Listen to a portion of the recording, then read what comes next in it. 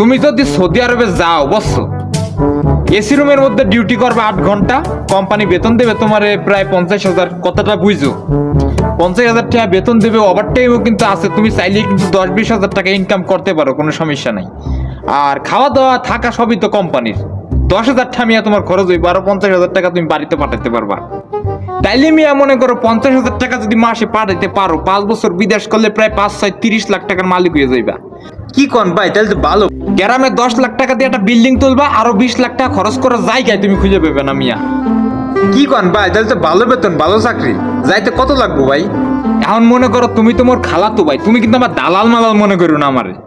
কি কন যে ভাই, আপনি আমার বড় ভাই না? এখন কথা হইতে আছে, মনে করো সৌদি আরবে বিশ্বের দামটা একটু বেশি বাড়ছে বুঝছো, যার কারণে আর কি সবাই প্রায় 5.5-6 লাখ লাগে যায়। তুমি যেহেতু আমার খালাতো ভাই, তোমার আমি সিস্টেম করে 5 লাখ টাকায় পাঠা দিবানি, সমস্যা নেই।